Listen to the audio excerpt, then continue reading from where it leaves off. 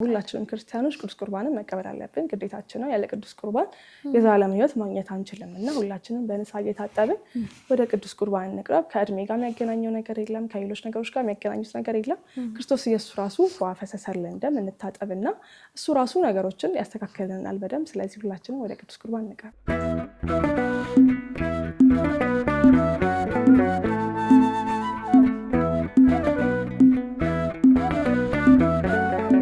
ሰላም ጤና ይስጥልን ወደ ኢቲአርት ሚዲያ ቤተሰቦቻችን እንደምን አላችሁ? እንደምን ከረማችሁ? እግዚአብሔር የተመሰገነ ይሁን። እኛ ጋር ሁሉም ነገር ሰላም ነው። እንደተለመደው እንግዲህ ዛሬም ሰዓታችንን ጠብቀን አንድ እንግዳ ወደ እናንተ ይዘን ቀርበናል። ከእንግዳችን በጣም ብዙ ነገር የምንማር ይሆናል። እስከ ፕሮግራማችን ፍጻሜ ድረስ አብራችሁን ቆዩ።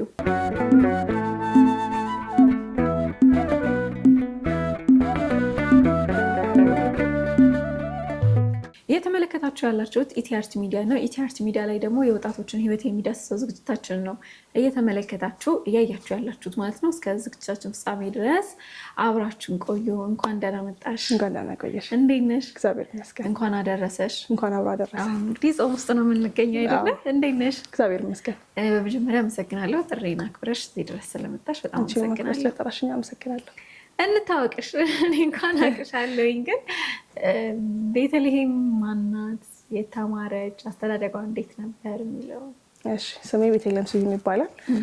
ያደግኩት ወደ 5ኛ ሰፈር አካባቢ ነው። አሁን ላይ ቀይሬ ወደ ኮካ አካባቢ ነው የምኖረው። የትምህርት ሁኔታዬ ደግሞ የተለያዩ ትምህርት ቤቶች ነው እያቀያየርኩት የማርኩትና ብሉበርድ፣ ማጂክ ካርፔት፣ ከዛ ሃይ ስኩል የጨረስኩት ደግሞ ካቴድራል ስኩል ነው። ከዛ ዩኒቨርሲቲ ሴንት ሜሪ ዩኒቨርሲቲ በቀን ማኔጅመንት እና ደግሞ በማታ ኮሜርስ አዲስ አበባ ዩኒቨርሲቲ ኢኮኖሚክስ ተምሬያለሁ እና አሁን ላይ አንዳንድ ቀለል ቀለል ያሉ ስራዎችን እሰራለሁ። መስራት ላይ ይገኛለሁ። ሁለት ትምህርት አይከብድ? በጣም ይከብዳል።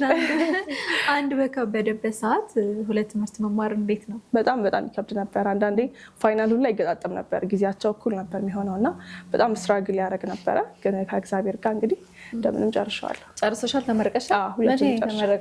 ባለፈው ዓመት ላይ የጨረስኩት ሁለቱንም ዲግሪ። በጣም ደስ ይላል። በአንድ የፈለገ የሆነ ቻሌንጅ ይኖረው እንጂ ሁለቱንም በአንድ ስጨርሽ ደግሞ ስሜቱ የተለየ ነው። በጣም ግልግል ነው በቃ እና ደስ ይላል። በቃ ስራ እየሰራሽበት ነው?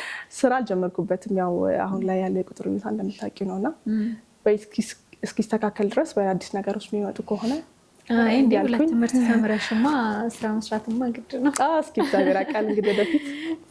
እሺ ቤትዬ፣ እንግዲህ ያው ብዙዎቹ አብዛኛውን ሰው በቲክቶክ ነው የሚያውቅሽ። ከቅርብ ጊዜ በኋላ ነው የመጣሽው። በእርግጥ ግን ወደ ሶሻል ሚዲያ ከማለፋችን በፊት ስለ መንፈሳዊ ህይወት በተለይ ምን አይነት መንፈሳዊ ህይወት ነበራት ከልጅነት ጀምሮ? መንፈሳዊ ህይወት ያው በጊዜ ሂደት ከፍ እያልሽ እያሳደግሽ የምትመጪው ነገር ነው። በአንዴ የምትደርሽበት ነገር አይደለም እና በድሮ ጊዜ ህፃን እያለሁ ብዙ መንፈሳዊ ህይወት ምናምን አልነበረኝም፣ ልጅ እያለሁ ማለት ነው እና ወደ ሰንበት ትምህርት ቤቱ ከገባሁ በኋላ ነው በደንብ መንፈሳዊ ህይወቴን ያዳበርኩት ማለት ነው እና 2008 ዓመተ ምህረት ላይ ነው ተክለሳይሮስ ልደታ ሰንበት ትምህርት ቤት የገባሁት። ከዛ በፊት ህፃናት ክፍል ገብቼ ነበር ግን አቋረጥኩትና ማዕከላዊን ክፍል 2008 ዓመተ ምህረት ጀመርኩኝ ኮርስ መማር። ከዛ በዛው እየቀጠለ ከዛ አብነት ትምህርት ጀመረ ምናምን። ከዛ የቅዳሴ ዜማ ትምህርቶች፣ የውዳሴ ማርያም ዜማ ትምህርቶች ምናምን ተጀመሩ። በዛ እያለ ከዛ የቅዳሴ ህይወቴንም እያዳበርኩኝ ንስሐ አባትም ይዤ በቅዱስ ቁርባን ህይወትም ጀመርኩኝ። ስለዚህ በዚህ መንገድ እያለ በሂደት እየወደኩኝ እየተነሳው ነው ያሳደግኩት የመንፈሳዊ ህይወቴ ማለት ነው። ከ2008 ጀምሮ ነው ሰንበት ትምህርት ቤት የገባሽ፣ ያው ካደግሽ በኋላ ማለት ነው። ሰንበት ትምህርት ቤት ገብተሽ በጣም አግኝቼዋለሁ የምትይው ጥቅም? በእርግጥ በጣም ብዙ ጥቅሞች አሉት፣ ግን እንደው በጣም አግኝቼዋለሁ ለእኔ ጠቅሞኛል የምትይው ጥቅም ምንድን ነው? ሰንበት ትምህርት ቤት ቤዝ ይሰጥሻል። እግዚአብሔር የምታውቂበት ስርዓት ታገኝበታለሽ። ሰዎች እንዴት ማክበር እንዳለብሽ ታውቂያለሽ። ቤተክርስቲያንሽንም ታውቂያለሽ እና ለምንም ነገር መነሻ የምታገኝበት ብዬ ማስበው እኔ ሰንበት ትምህርት ቤት ነው ማለት ነው። ከዛ በኋላ እዚህ ያገኘሽውን ነገር በንባብ እያዳበርሽ መምህራን እየጠየቅሽ ሊሆን ይችላል፣ ንስሐ አባቶችን እየጠየቅሽ ሊሆን ይችላል፣ የተለያዩ ክርስቲያን ጓደኞችን እየጠየቅሽ እያነበብሽ ሊሆን ይችላል። በዛ ታዳብሪያለሽ። ግን ሰንበት ትምህርት ቤት ቤዙን መነሻውን ይሰጥሻል ማለት ነው፣ ከክርስትና ህይወትሽ ጋር ተያይዞ ያለው። በጣም ጥሩ። አብነት ትምህርት ቤትም ትማሪ ነበር አይደል? ብዙ ጊዜ አብነት ትምህርት ቤት ሴቶች እንማራለን ሲሉ አሁን እንደውም ትንሽ እየተለመደ መጣ እንጂ በፊት ላይ ይሄ እንደ ሴቱና የሚባሉ ነገሮች አሉና ያ ነገር አንቺ ጋር አልነበረ? እኔ በጣም መወደው እንደውም በጣም አብነት ትምህርት ነበረ። በጣም ፍላጎትም ጉጉትም ነበረኝ እና ሰዎች ላይ ያው በደንብ እንትን ስለሌለ ነው እውቀትም ስለሌለ ነው እና አሁን ላይ ልክ ነሽ በደንብ እየተለመደ መጥቷል። ግን በደንብ መለመድ ያለበት ነገር ነው። ለምን እንትን ይሄ ጉባኤ ዘርግተው የሚያስተምሩ ሴት መምህራን እኮ አሉ እና ዲስ ማች በደንብ በሰው አዌርነስ መፈጠር አለበት። አብነት ትምህርት ሁሉም ሴቶች እንዲማሩ ማለት ነው።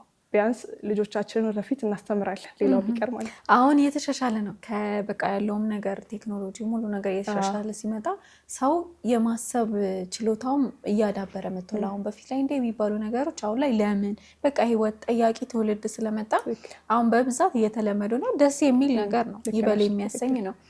ሃይማኖት ላንቺ ምንድነው? ወይም ሃይማኖተኛ ነው አንድ ሰው ሃይማኖተኛ ነው ሲባል ምን ሲያደርግ ነው? ብዙ ነጠላ ለብሶ አሁን ለምሳሌ በቲክቶክ ራሱ ነጠላ ለብሰሽ ስለዘመርሽ ብቻ ሰው በጣም ፍጹም ሃይማኖተኛ አድርጎ የሚያይሽ ደረጃ ላይ ደርሰናል። ግን እንደዛ አይደለም እና እስቲ በቤት እይታ ሃይማኖተኛ ምንድን ነው? ሁለተኛው ጥያቄ ደግሞ ሃይማኖትና እምነት ብዙ ጊዜ በጣም ኮንፊውዝድ የሚያደርግ ጥያቄ ነው። ብዙ ጊዜ ሃይማኖት አያድንም፣ ሃይማኖተኛ መሆን አያድንም፣ እምነት ነው የሚያድነው የሚባሉ አከራካሪ ነገሮች አሉና ሁለቱ እንዴት ታያቸዋለሽ? ሃይማኖት ሲጀምር ከእምነት ሊለይ አይችልም። ሃይማኖት ማለት እምነት ነው። የመዝገበ ቃላት ትርጓሜ የሚያሳየን ሃይማኖትን እምነት ብሎ ነው ዲፋይን የሚያደርገው እና ሃይማኖት ማለት እግዚአብሔር ላይ ያለን እምነት ወይም ደግሞ ስለ እግዚአብሔር የምናውቀው እውቀት ነው። ስለዚህ ሃይማኖት አያድንም ማለት በተዘዋዋሪ መንገድ እምነት አያድንም እየተባለ ነው ማለት ነው። ስለዚህ ይሄ ሚስኮንሰፕሽን ያለው ሃይማኖትን እንደ ተቋም ስለሚታይ ወይም ደግሞ እንደ ስለሚያዩት ብዙ ጊዜ በተለይ ሶሻል ሚዲያ ላይ ያሉ ሰዎች ከክርስትና ውጭ ያሉ ሰዎች ሃይማኖትን የሚረዱት እንደ ተቋም አድርገው ስለሚያስቡት ነው እንጂ መጽሐፍ ቅዱስ ላይ በተለያየ ቦታዎች ላይ ሃይማኖቴን ጠብቄያለሁ ይላል፣ ስለ ሃይማኖታችሁ ተጋደሉ ይላል እና ሃይማኖታችን ስለ ክርስቶስ ኢየሱስ ያለን እምነት ነው እና ለዛ ደግሞ እስከ ሞት ድረስ መጋደል እንዳለብን መጽሐፍ ቅዱስ ይነግረናል እና ሃይማኖትን ከእምነት መነጠል የለብንም ማለት ነው። እና አንድ ሰው ሃይማኖተኛ ነው ሲባል ምንድነው? ይሄ ስለ ክርስቶስ ያለውን እምነት አውቆ በቤተክርስቲያን ኖሮ የክርስቶስ ትእዛዝ እየጠበቀ የሚኖር ሰው ማለት ነው። እና አንድ ሰው አሁን ቲክቶክ ላይ ነጠላ ለብሶ ስለዘመረ ሃይማኖተኛ ነው ላያስብለው ይችላል። ግን ቢያንስ የሆነ ሂደት ሄደዋል ማለት ነው። ቢያንስ ምንድነው አምላኩን እያመሰገነ ነው። ቢያንስ ሶሻል ሚዲያውን እየተጠቀመ ነው። ለመዝሙር ሊሆን ይችላል። ግን ያ ማለት ግን በቃ ያ ሰውዬ ሃይማኖተኛ ነው ምናምን የሚያስብልም ጉዳይ የለም ማለት ነው። በጣም ይሄ ሃይማኖተኛ ለመሆን መንፈሳዊ ህይወታችን በጣም መዳበር አለበት። መንፈሳዊ ህይወት ደግሞ በአንድ የሚሆን ነገር አይደለም። ምታት አይደለም። መንፈሳዊ ህይወት በጣም በደረጃ የሚመጣ ነገር ስለሆነ መውደቅ መነሳት አለ። ንስሐ የገባንበትን ኃጢአት በተደጋጋሚ ልንሰራው እንችላለን እና በተደጋጋሚ በንስሐ እየታጠብን ነው ሃይማኖተኛ መሆን የምንችለው፣ ስለ እምነታችንም ማወቅ የምንችለው። ስለዚህ አንድን ሰው ሃይማኖተኛ ማለት በጣም ከባድ ሊሆን ይችላል ማለት ነው። ግን ሶሻል ሚዲያ ላይ ባለው ነገር ክርስቶስ ኢየሱስን የሚገልጽበት ከሆነ የዳነበትን ሚስጥር የክርስቶስን ቤዛነት በመዝሙር ሊሆን ይችላል፣ በትምህርት ሊሆን ይችላል የሚገልጽበት ከሆነ ጥሩ ነገር ነው። ግን ያህን ብቻ አይተን ይሄ ሰው ሃይማኖተኛ ነው፣ ሰው የሆነ ነገር ሲያጠፋ ቤተክርስቲያን ተሳሳተች ወደሚል ድምዳሜ መሄድ የለብንም። ያ ግለሰብ ተሳሳተ፣ መምህር ሲሳሳት እንኳን ይሄ መምህር ተሳሳተ ከቤተክርስቲያን ውጭ ሆነ ተብሎ ከአባቶች ትምህርት እየተመዘዘ ይሰጣል። ስለዚህ አንድን ሰው ሙሉ ለሙሉ ሃይማኖተኛ ለማለት ብዙ መስፈርቶች ልናወጣለት እንችላለን ማለት ነው። ስለዚህ በአጠቃላይ ሃይማኖት ከእምነት ሊለይ አይችልም። ሃይማኖተኛ ለመሆን ደግሞ በቅዱስ ቁርባን፣ በቅዳሴ፣ በብዙ ህይወቶች መመላለስ አለብን ማለት ነው። እዚህ ጋር እንደውም ቆንጆ ሀሳብ ነው ያነሳሽልኝ። አንድ ሰው ባጠፋው ጥፋት ሁሌ ቤተክርስቲያን የምትወቀሰው አንቺና እኔ ላጠፋነው ጥፋት እኔና አንቺን ኃላፊነት የምንወስደው እንጂ ቤተክርስቲያን አይደለም። መጀመሪያ ማንነታችን ይቀድማል። ሳራና ቤተልሔም መሆናችን ይቀድማል። ብዙ ጊዜ ደግሞ ምን አለ መሰለሽ ጫና ይባላል። እኛ ቤት ላይ በብዛት የሚታዩ ነገሮች አሉ። ይሄ ወደ መንፈሳዊነት ወይ ወደ ሃይማኖት ነገሮች ስትጠቂ የሆነ ስህተት ባዩብሽ ቁጥር ይኮረኩሙሽ እና እዛ ያስቀሩሻል። በቃ ትፈሪያለሽ። ይሄ መውጣት መግባት እንዳቺ ነው የሚያደርጉሽ እና የሆነ ሰው ይሄ የራሱን እቅድ ያስቀምጥልሻል ወይም የራሱ መስፈርት ያስቀምጥልሻል። ሳራ እንደዚህ ነው መሆን ያለብሽ።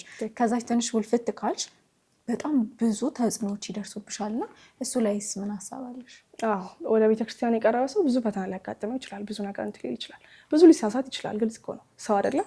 ስለዚህ ሲሳሳት ይሄ ግለሰብ ተሳሳተ ከዚህ ከቤተክርስቲያን አንጻር እያልሽ በማስረጃ ከዚህ አንጻር ስህተት ነው እንጂ ቤተክርስቲያን ተሳስታለች የሚል አንድም ነገር ማቅረብ አንችልም። ቤተክርስቲያን ተሳስታለች የሚለው ክሌም በራሱ ከቤተክርስቲያን ትምህርት ራሱ በጣም የተቃረነ ነው። ቤተክርስቲያን የክርስቶስ ቤተክርስቲያን ስለሆነች ተሳስታለች አይባልም እና ግለሰብ ተሳስቷል ማለትም መልመድ አለብን። መምህርም ሊሆን ይችላል፣ ሶሻል ሚዲያ ላይ የምናውቀው ሊሆን ይችላል፣ በተለያዩ መንፈሳዊ ህይወቶቹ እኛን በደንብ ኢምፕሩቭ ያደረገን ሰው ሊሆን ይችላል። ተሳሳተ ሲባል ኦፍኮርስ ተሳሳተ፣ በቃ ከዚህ አንጻር ከዚህ ቤተክርስቲያን አንጻር ይሄ ሰው ልክ አይደለም ብለን ያን ስህተት ብቻ ለዛ ግለሰብ መስጠት አለብን እንጂ እንደ አጠቃላይ ፈርጀን ቤተክርስቲያን ተሳስታለች ማለት ማቆም አለብን ማለት ነው። እና ሰው ይሳሳታል። በተለይ መንፈሳዊ ሰው ብዙ ፈተና ይገጥመዋል ማለት ነው። እና እነዚህ ፈተናዎች ገጠሙ ማለት ደግሞ ክርስቶስ እንደው ጸጋውን የገለጸልን አይደለም ማለትም አይደለም። አንዳንዴ ክርስቶስ ኢየሱስ የሆነ ትምህርት ላይ የሰማሁት ምን ይላል? ክርስቶስ ኢየሱስ ጸጋውን አልገለጠንም ማለት የለብንም። ለምን አንዳንዴ ጸጋ ይሰጠንና እንዳንታበይበት ያን ጸጋ እንዳናውቅ ያደርገናል። እና ከትዕቢት ሊጠብቀን ሲፈልግ ጸጋውን ይሰጠናል፣ ግን እንዳናውቅ ያደርገናል ይላሉ። እና አንድ መናኛ አባት ወደ አንድ አባት ሄደው በመንፈሳዊ ህይወቴ ምንም ልሻሻል አልቻልኩም፣ እጸልያለሁ፣ ሰግዳለሁ፣ ጾማለሁ፣ ምንም ለውጥ የለም ህይወቴ ላይ ምናምን ይላቸዋል። ከዛ ከወንዙ በቅርጫት ውሃ አምጥተህ 7 ጊዜ ተመላለስ ወደ እኔ ይሉታል ማለት ነው። ሲመጣ ባዶ ነው። 7ኛ ምን አገኘ ለውጥ ሲሉት ቅርጫቱ ውሃ ስለማይዝ ውሃ ላመጣ አልቻልኩም፣ ስለዚህ ምንም ለውጥ የለውም ይላቸዋል ማለት ነው። ቅርጫቱ ላይ ምን ለውጥ አየህ አሉት። ቅርጫቱ መጀመሪያ ቆሻሻ ነበረ፣ ስለዚህ የተመላለስኩ ውሃ ባመጣሁበት ቁጥር አሁን ንጹህ ሆኗል ይላቸዋል ማለት ነው። ልክ የኛ መንፈሳዊ ህይወት እንደዛ ነው። ለእኛ ለውጡ ላይ ይታየን ይችላል፣ ውስጡን ግን እግዚአብሔር ውስጣችንን ይቀይረዋል፣ ያስተካክለዋል ማለት ነው። ቃሌት ያሰማል። ሌላ ደግሞ እዚህ ላይ ለመጨመር ያክል እኔ ከቤተልሔም የምወስደው ጥሩ ነገሯን ብቻ ነው። ሰውነሽ ትሳሳቻለሽ፣ ማንም ሰው ይሳሳታል እንዳልሽው። መምህራኖችም ዘማሪዎችም ትልልቅ አባቶችም እኮ ሊሳሳቱ ይችላሉ። ግን እነሱን ሳይሆን ይሄ ጥሩ ነገራቸውን ብቻ ነው መውሰድ ያለብን። በተሳሳቱት ነገር ላይ በቃ ለእግዚአብሔር ሰተን መተው ነው እንጂ አይ እሳቸው ተሳስተው እንኳን እኔ እሳቸውም ተሳስተው የለ እንዴ እሱም ተሳስተው የለም እንዴ የሚባሉ ነገሮች አሉና ይሄ በጣም ስህተት የሆነ ነገር ነው። እኔ ከአንቺ በቃ ጥሩ ነገርሽን ጥሩ መንፈሳዊ ነገርሽን እንጂ መወስደው ጉድለትሽን አይደለም። ጉድለትሽን የኔም ጉድለት ብዙ ስለሆነ ያንቺን መውሰድ አይጠበቅብኝምና ይሄ ነገር ሊታረም ይገባል። ብዙ ጊዜ ሶሻል ሚዲያ ላይ ስትሰሪ የማየው ስለ ቅዳሴ ነው። ኧረ ብዙ ጊዜ እንደውም እንዳለ ቪዲዮዎች ራሱ የሚያሳዩት ስለ ቅዳሴ ነው። እና በዚህ ልክ ስለ ቅዳሴ እንዴት ነው ውስጥ አይገባው የሚል ጥያቄ ውስጥ የላደረና መጀመሪያ ቅዳሴ ማለት ላንቺ ማለት ነው? ቅዳሴ ማለት ቀሲስ መብራቱ ኪሮስ በመጽሐፋቸው እንደገለጹት ቅዳሴ ማለት ወደ ጌታ ደስታ የመግባት ሚስጥር ነው ይላሉ። እና ቅዳሴ ማለት በቃ የሰማዩን አምልኮ በምድር ላይ ኤክስፔሪንስ ማድረግ እንደማለት ነው። ከቅዱሳን ጋር ህብረት የምናደርግበት ክርስቶስ ኢየሱስ በመስቀል ላይ ይሰራልን ቤዛነት እዛው ስጋና ደግሞ ሲቀርብ የምናይበት ከቅዱሳኑ ጋር ህብረት የምናደርግበት ተሰጥኦ የመለስን ምንድነው ይሄ ሰማዩን የሆነ አምልኮ የምንለማመድበት ነው። እና ቅዳሴ በጣም በመንፈሳዊ ህይወታችን እንድንበረታና እንድንጠነክር የሚያደርገን ነገር ነው። እኛ ላናውቀው እንችላለን፣ ቅድም እንዳልኩሽ፣ ግን ውስጣችን ላይ በጣም ይሰራል። ወደ ንስሐ እንድንቀርብ ያደርገናል፣ ወደ ቅዱስ ቁርባን እንድንቀርብ ያደርገናል። ይሄ ክርስትና ህይወታችን መንፈሳዊ ህይወታችን ሳናስበው እንዲያድግ ያደርገናል። እና የቅዳሴ ህይወት በጣም ለክርስቲያኖች ግዴታም ነው የሚያስፈልግም ነው። እና ድሮ ላይ ብዙም አላስቀድስም ነበር እና የሆነ ጊዜ ማስቀደስ ከጀመርኩ ጀምሮ ህይወቴ ላይ ያሉት አጋጣሚ ጀመርሽ ነው እንደዚህ በጣም ማስቀደስ? እንዴት ስፔሲፊክ ታይሙን አላስታውስም ግልጹን ለመናገር፣ ግን በቃ መምጣት ጀመርኩኝ፣ ኪዳን ማድረስ ጀመርኩኝ ምናምን። ከዛ ቅዳሴ መልመድ ጀመርኩኝ። እንዳጋጣሚ ትምህርቱም ስለነበረ ይሄ ቃለ ስብሐት የሚሉ አፖች ነበሩ ምናምን። ከዛ በደንብ እያወቅሽ ስትሄጂ ደግሞ በቃ ወዲያውን የሚያልቅብሽ ምናምን አውቀሽ ስለምትዩ የሚባሉት ነገሮች ስለምታውቂያቸው፣ በተለይ ፍሬ ቅዳሴዎች ከ14 ቅዳሴ ተመርጠው ሲነበቡ በቃ ቆመሽ ሳታስቢ ያልቃል ቅዳሴ ማለት ነው። እና ቅዳሴ በጣም የተለየ ነገር ነው። እና በዚህ ኤክስፔሪንስ እያደረግኩት ካወቅኩት በኋላ ደግሞ ይበልጥ ለማስቀደስ ያለኝ ፍቅር እየጨመረ ከዛ ወደ ንስሐም እያቀረበኝ ወደ ቅዱስ ቁርባንም እያቀረበኝ ሲሄድ እኔ ማውቀውን ነገር ደግሞ ለሌሎች ለማካፈል ቴሌግራም ግሩፕ ከፍቼ የቅዳሴ ዜማ የሚማሩ ልጆች አሉ እና የተለያዩ እንትኖችን ለማድረግ እሞክራለሁ። ቅዳሴ ላይ ለመስራት እሞክራለሁ ማለት ነው። አሁን ላይ ምን ያህል የቴሌግራም ግሩፕሽ ስም ምንድን ነው? ቅዳሴ ተሰጥኦ ልምምድ ነበረ የድሮ ማለት ነው። እዛ ላይ ብዙ ተማሪዎች ነበሩ። አሁን እንደውም ትንሽ እየቀዘቀዘ መጣ። ከዛ ባለፈው ካስታወሽ ቲክቶክ ላይ የሆነ ማህበር የመመስረት እንትን ምናምን ቻሌንጅ ነበረ እና ቅእማ ሚል ከፍቼ ነበር፣ ቅዳሴ እናስቀድስ ማህበር የሚል ማለት ነው። እና እዛ ላይ አሁን ወደ 218 ምናምን ሜምበሮች አሉ።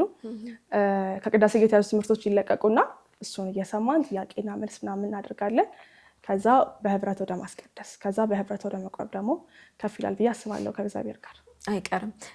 ደስ የሚለው ነገር በተለይ ቅዳሴ አውቀሹ ተረድተሹ ሲሆን እንዳልሽው አይታወቅሽም ሁላ ሰዓት በቃ ይሄ ካህኑ ሲል አንቺ ስትመልሺ ያለው ነገር ይሄ ቶሎ እንዲያፈጥንብሽ ነው የሚያደርገውና ትልቁ ጸሎት በነገራችን ላይ ቅዳሴ ነው። በቤተክርስቲያናችን እጅጉ የመጨረሻ በቃ ትልቁ ጸሎት ቅዳሴ ነውና ብዙ ሰው እንደውም የማይረዳ ማለት ትንሽ የትምህርትም የግንዛቤም ችግር አለ ብዬ የማስበው ቅዳሴ ሰዓት ላይ አሐዱ አብ ከተባለ በኋላ የራሳቸውን ጸሎት የሚያደርጉ እጅግ በጣም ብዙ ምዕመናን አሉ። ይሄ ትክክል አይደለም። ምክንያቱም ቅዳሴ ራሱን የቻለ ጸሎት ነው። ማድረግ ካለባቸውም ቅዱስ ቁርባን ከወረደ በኋላ ነው የራሳቸውን ጸሎት ማድረግ ያለባቸው እና እንደዚህ አይነት ብዙ ስህተቶች አሉ። ይሄ ከትምህርት ጉድለት አንጻር አለመማርም ወይ በስፋት አለመነገርም ነው። ብዙ ጊዜ ያው እናቶች ነበሩ አድሮ በጣም ቅዳሴ የሚያስቀድስ አሁንም አሉ። በደንብ ጎበዝ ናቸው። ኪዳን የሚያደርሳሉ፣ ቅዳሴ የሚያስቀድሳሉ። አሁን ደግሞ ወጣቶችም እየመጡ ነው። ደስ የሚለው አሁን ደግሞ ወጣቶች በዙ። ደስ ይላል። ቅዳሴ አትሄጂም እንደ ምናምን ነገር ሲባል ድሮ በተለይ ይሄ አሐዱ አብ ከመባሉ በፊት ሂደው ማስቀደስ ምናምን ለትልልቆች ብቻ የተሰጠ ህግ ነበር የሚመስለና አሁን እግዚአብሔር ይመስገን ወጣቱ ኪዳኑን ላኮ ማድረስ ከቅዳሴ በፊት ሄደው ኪዳኑን ላኮ ማድረስ ጀምሯልና ይሄ በጣም ትልቅ ለውጥ ነው። ቅዳሴ ማስቀደስ ከጀመርሽ በኋላ ህይወቴ ውስጥ አይቼዋለሁ የምትይው ትልቁ ለውጥ? ያው ትልቁ ለውጥ ከእግዚአብሔር ጋር በጣም አቀራርቦኛል፣ መንፈሳዊ ህይወቴ ላይ ማለት ነው። በቅዱስ ቁርባን ክርስቶስ ከኔ ጋር እንዲኖር እኔም ከሱ ጋር እንድኖር አድርጎኛል። ወደ ንስሐ የጊዜው እንድመላለስ አድርጎኛል። በግል ህይወቴ ሊሆን ይችላል፣ በተለያዩ ነገሮች ላይ የማያቸው ተጽዕኖዎች የቅዳሴ ህይወት ከጀመርኩ በኋላ የቅዱስ ቁርባን ህይወት ከጀመርኩ በኋላ የመጡ ናቸውና የቅዳሴ ህይወት እንዲህ አድርጎልኛል ብሎ መዘርዝሮ መጨረስ ራሱ ይከብዳል። እንደ አዲስ ነው የሰራኝ ማለት ይቻላል ቅዳሴና እግዚአብሔር ይመስገን ለሱ። ከቅዳሴ ፓርት በጣም የምትወድ ወይ የምትይልኝ ምልልሽ? እሺ አንቲ ውእቱ የሚለው ይሄ ቅዳሴ እንደተገባ የሚባለው ማለት ነው። አንቲ ውእቱ መሶበ ወርቅ ንጹሕ እንተ ውስቴታ መናህቡ ህብስት ዘወረደ እምሰማያት ወሀቤ ሕይወት ለኩሉ ዓለም። በጣም የምወደው ፓርት ነው ነገራችን ላይ ልክ ቅዳሴ ሲገባ ያለችዋ ፓርት ነችና እንዴት ለመድሽ ግን? አሁን በጣም ብዙ ኦርቶዶክሳውያን በዚህ ሰዓት መልመድ ይፈልጋሉ። ምክንያቱም ቅዳሴውን አብረው ማለት ይፈልጋሉ። በቃ ትክክለኛው ማለት ነውና እንደውም አንዳንድ ቤተክርስቲያን ላይ ጥሩ ነው ስክሪን ላይ ይለቀቃል። ይሄ በተደጋጋሚ ባልሽ ቁጥር እያያሹ ነው የምትሄጂው እና አንቺ እንዴት ለመድሽ? እኔ አንድም እየሄድኩኝ በማስቀደስ ነው የለመድኩት። ሳይሄዱ መልመድ የለም ባይተው እዛው እያየሽ እየሰማሽ ነው የምትለምጪው እና አብዛኛውን በእሱ ነው የለመድኩት። ሲቀጥል ቃለ ስብሐት የሚል አፕሊኬሽን ነበር የቅዳሴ እንትኖች አሉበት፣ እሱ አለ፣ በእሱም ነው የለመድኩት። ፕላስ ደግሞ እንዳልኩሽ ማውቃቸውም ልጆች ቅዳሴ ላይ ጎበዝ ነበሩ እነሱም እያበረቱኝ እያጠነከሩኝ እና ፒዲኤፎችም አሉ ባይተው የቅዳሴ ሙሉ እንትኖች ማለት ነው ትርጉሙ በአማርኛና በግዕዝ ተደርገው ምናምን አለ። ስለዚህ አንደኛ ኤክስፒሪየንስ ማድረግ ነው ዋናው፣ ሄዶ ማስቀደስ በደንብ ያስፈልጋል። ከዛ የተለያዩ አፕሊኬሽኖችን ቃለ ስብሐትን መጠቀም ይቻላል፣ የተለያዩ ዜማዎች ስላሉ ማለት ነው። በዛ እየተባለ ይለመዳል ማለት ነው። እንዳልሽው ስክሪንም ያለበት ቤተክርስቲያን ካለ ደግሞ በቀላሉ መልመድ ይቻላል። እሱ ሰንበት ትምህርት ቤት መማርሽም ለዚህ ነገር አንድ ውጤት ነው ብዬ አስባለሁ። ትክክል። ሰንበት ትምህርት ቤትም ቤዝ ይሰጥሻል እንዳልኩሽ ነው ቅድም። መጀመሪያ ይሄ ሰንበት ትምህርት ቤት ከመግባቴ በፊት ቅዳሴ ማስቀደስ ምናምን አስቤያቸው አላውቅም ሲጀመር እና እዛ እየተማርኩኝ ያወቅኩኝ በሄድኩ ቁጥር እስኪ ኪዳን ላድርስ እስኪ ደግሞ ቅዳሴ ላስቀድስ እያልሽ በዛ በሂደት የምታሳድጊው መንፈሳዊ ህይወት ነው እና እንዳልኩሽ ሰንበት ትምህርት ቤት ነው ቤዜን መነሻዬን የሰጠኝ ማለት ነው። ሶስት ነው የሚሆነው በነገራችን ላይ ቅዳሴ ከጀመርሽው እስክትጀምሪው ነው እንጂ አንዴ የጀመረው ሰው ባገኛት አጋጣሚ ቅዳሴ ያስቀድሳል። በተለይ እሁድ ሰንበት ቀን አጽዋማት ላይ አብይ ጾም ላይ አሁንም ያለ ነው ጾመ ሐዋርያት ላይ ብዙ ሰው ያስቀድሳል። ብቻ አሁን እግዚአብሔር ይመስገን ሶሻል ሚዲያን ለጥሩ ነገር መጠቀም ማለት ይሄ ነው እና በጣም እየተስፋፋ መጥቷል። ሰንበት ትምህርት ቤት በጣም ቤዝ ነው ለሁሉም ነገር። እኛ ሰንበት ትምህርት ቤት አሁን ውዳሴ ማርያምን በቃል መያዝ ግዴታ ነበር። በቃ እንዴት ነው እነሱ ለጥሩ ነገር ነው ይሄን ካልያዛችሁ እንዳምጡ ምናምን ሲሉን ላለመባረር ላለመውጣት እያለን ግዴታ እንለምደው ነበርና አሁን ደስ ይልሻል። በሄድሽበት ምንም ነገር ባጋጠመሽ ሰዓት በቃል ስለምትችው የትም ቦታ ሆነሽ መድገም ትችያለሽ፣ መጸለይ ትችያለሽ እና እኔ ሰንበት ትምህርት ቤት በጣም ቤዝ ለአንድ ክርስቲያን በጣም መነሻ ቤዝ መሰረት ነው ብዬ ነው ማስበው። ስለ ቅዳሴ ይሄን ያህል ካወራን በኋላ ደግሞ ስለ ቅዱስ ቁርባን እናውራ እስቲ። ቅድም አንስቼልሽ ነበር በፊት ላይ ቅዱስ ቁርባን ሲቀበሉ የምናያቸው በጣም ትልልቅ ማለት ያረጁ ነጭ ጸጉር ያበቀሉ እናቶች ናቸው። ከእናቶችም በጣም ያረጁ እናቶች ናቸው እና ያለንም አስተሳሰብ እውነት ለመናገር ልክ አልነበርም። በሰዓቱ ወይ ህፃናት ናቸው ወይ ትላልቅ ሰዎች ናቸው። በመሀል ያለው ይሄ ወጣቱ ጀኔሬሽን አይ ምናምን የሚባል ብቻ ጥሩ አይነት ትምህርትም ግንዛቤም አልነበረንም። አሁን ያ ነገር እየተቀየረ መጥቷልና ስለ ቅዱስ ቁርባን ደግሞ ትንሽ እናውራ። ቅዱስ ቁርባን ያው እንደሚታወቀው ለሁሉም የተዘጋጀ ክርስቶስ ኢየሱስ ለሁሉም አይደለ ደሙን ያፈሰሰው። ስለዚህ ለአዛውንት ምናምን ተብሎ አይለይም። ሁሉም ንስሐ የገባ ሰው መቁረብ አለበት። ይሄ ደግሞ ክርስቲያናዊ ግዴታችን ነው፣ ውዴታችን ራሱ አይደለም እና ይሄ የግንዛቤ ማነስ አለ፣ የእውቀት ማነስ። ህዝቡም ተምሯል ብዬ አላስብም በሚገባው መልክና ከዛ አንጻር የመጡ መጥፎ ልምዶች አሉ ማለት ነው። ትላልቅ ሰዎች ብቻ ናቸው የሚቆርቡት፣ ሊሞቱ ሲሉ የሚቆርቡ ሰዎች አሉ እና እነዚህ መጥፎ ልምዶች መስተካከል አለባቸው። አሁን ላይ እግዚአብሔር ይመስገን ወጣቱ በደንብ ወደ ቅዱስ ቁርባን እየቀረበ ነው እና ቅዱስ ቁርባን ለሁሉም ነው የተዘጋጀው። ልክ ንጹህ ከሆንኩ በኋላ የሚባልም ነገር ደግሞ መኖር የለበትም። ያለ ቅዱስ ቁርባን ሲጀመር ንጹህ መሆን አይቻልም። ንጹህ ከሆንኩ በኋላ ነው የምቆርበው ማለት ቆይ በራሴ ንጹህ ልሆንና ንጹህ ከሆንኩ በኋላ ከዛ ክርስቶስን እቀበለዋለሁ አይነት ነገር ነው። ያለ ክርስቶስ ደግሞ ንጹህ መሆን አይቻልም አይደል? ሁላችንም ኃጢአተኞች ስለሆንን ነው ክርስቶስ ደሙን ያፈሰሰልን። የአንድ ስጋና ደም ደግሞ ካልወሰድን በወንጌል እንደነገረን የዘላለም ሕይወትን ማግኘት አንችልም እና ሁላችንም ከዚህ ማዕድ መካፈል አለብን። በየቀኑ የሚቀደሰው በየቀኑ እንድንቆርብ ነው እና ሁላችንም ወደ ቅዱስ ቁርባን መቅረብ አለብን ማለት ነው እና የተለያዩ ያሉትን ይሄ የልምዶች መጥፎ ልምዶች ወይም ይሄ ትክክል ያልሆኑ ነገሮችን ደግሞ በትምህርት ማስተካከል እንችላለን ብዬ አስባለሁ። እኛ የምናውቅ ሰዎች ለሌሎች ሼር ማድረግ አለብን፣ የተለያዩ ልምዶች ስላሉ ማለት ነው። ባለፈው እንደውም መምህር ነቃ ጥበብ በደንብ አስተምረዋል ስለ ቅዱስ ቁርባን እንዳየሁት ከሆነ እና የተለያዩ ልምዶች የሚቆርብ ሰው ልክ እንደ ዓለማዊ ሰው ነው የሚኖረው። ሌሎች ነገሮችን አጠብቁ፣ ያልተነሱ ህጎችን ያልተጻፉ ህጎችን እዛ ሰው ላይ መጫን የለብንም። የሚቆርብም ሰው ዓለማዊ ህይወትን ነው እንደኛ እንደሁላችን የሚኖረው እና እዛ ሰው ላይ በርደን መጫን የለብንም። ያልተጻፉ ህጎችን አብሮ መብላት አይቻልም፣ ሰላም ማለት አይቻልም ምናምን የሚሉ ያልተጻፉ ህጎችን ማንሳት የለብንም እና ሰውን እንደምንም ወደ ቅዱስ ቁርባን ማምጣት እንደ አንድ ክርስቲያን ያስፈልጋል። ሁላችንም ደግሞ ወደዚህ ማዕድ መቅረብ አለብን ከክርስቶስ ጋር ለመኖር ማለት ነው። ብዙ ጊዜ በቅዱስ ቁርባን ዙሪያ ህጎች ይወጣሉ። አላቅም ከየትኛው ቤተክርስቲያን ወይ ከየትኛው አመራር ከየትኛው ቅዱስ ሲኖዶስ ከየትኛው ቤተ ክህነት እንደሚወጣ ባይታወቅም በጣም ህጎች ይወጣሉ።